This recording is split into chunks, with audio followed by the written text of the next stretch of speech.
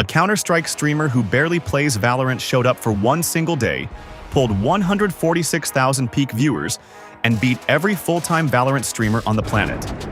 So today, we're ranking the 7 levels of Valorant streamers, from the grinders nobody's watching to the one guy everyone calls the face of the game. Let's start at the bottom. Level 1. The grinders. Every single name on this list started right here.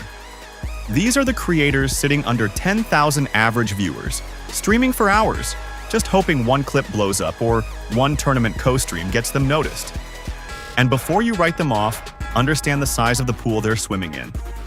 In 2024, Valorant was the 3rd most watched game on all of Twitch. Around 1.1 billion watch hours in 2024, behind only GTA 5 and League of Legends. Most grinders never break out, but the ones who do start climbing. Level 2. The regional stars. And here's where people get it wrong because Valorant streaming isn't an English story anymore. Japanese actually overtook English as the most popular language for Valorant live streaming. Look at who's driving that. Lasvel, real name Koji Ushida, a 29-year-old Japanese creator for Zeta Division, one of Japan's premier esports orgs, and a former pro who took 3rd at the 2022 Masters in Reykjavik. He finished as the 3rd-ranked Valorant streamer of all of 2025. But listen to this.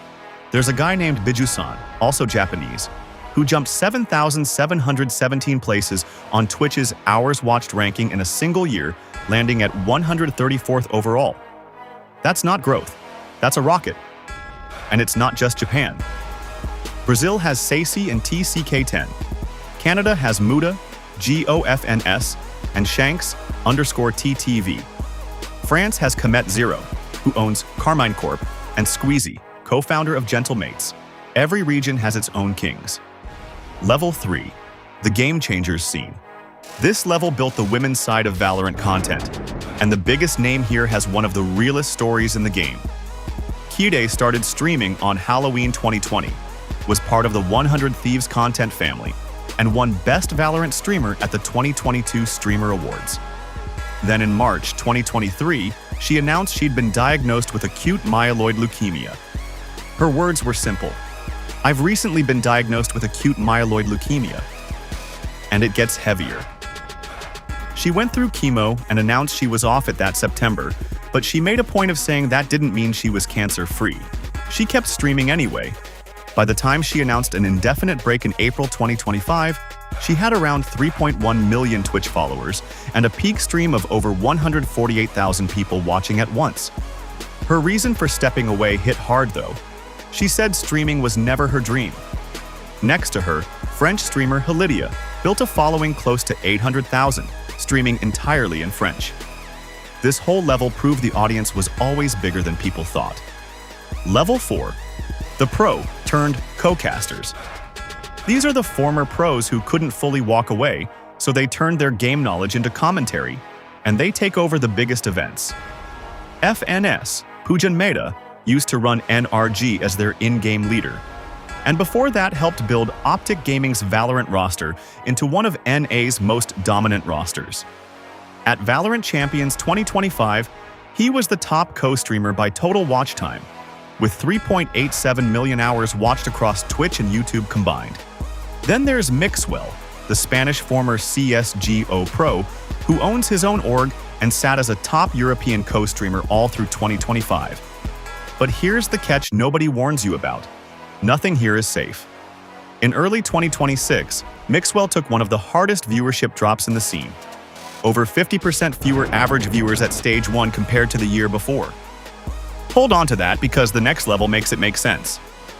Level 5. The Crossover Stars. This is the level that broke every rule. Onapixel is a German Counter-Strike 2 streamer. That's his game, not Valorant. He's got 2.1 million Twitch followers and pulls around 38,000 viewers streaming CS2. At Valorant Champions 2025, he co-streamed for one day, the final day, and became the #1 co-streamer by peak viewers. He hit 146,000 peak viewers on Twitch during the grand final. That crushed FNS's 64,600, and he held over 70,000 average viewers for 6 hours straight. But it gets better. Riot offered him a spot to co-stream live, on-site in Paris. He turned it down, saying he didn't want to take a spot from someone who'd covered Valorant for years.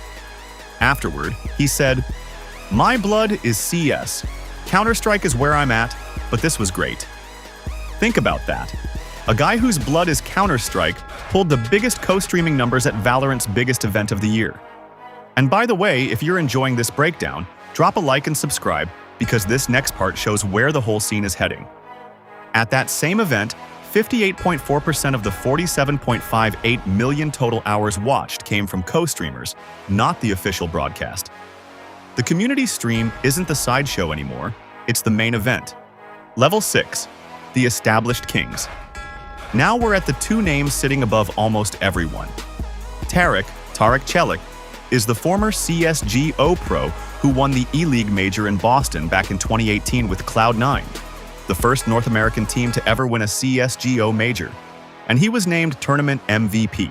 He's got just under $800,000 in career tournament earnings across 149 tournaments. He became a Sentinels content creator in August 2022, and he finished as the #1 Valorant streamer of all of 2025, with over 20 million hours watched. Along the way, he co-hosted the Ludwig X Tarek Invitational, which brought together top creators and pros, and helped cement his role as a central hub of the entire Valorant content ecosystem. He's the benchmark. But even Tarek gets compared to one guy. Level 7. The face of Valorant. 10Z Tyson Ngo is the closest thing this game has to a single icon. He was the first player to ever hit Radiant rank in North America.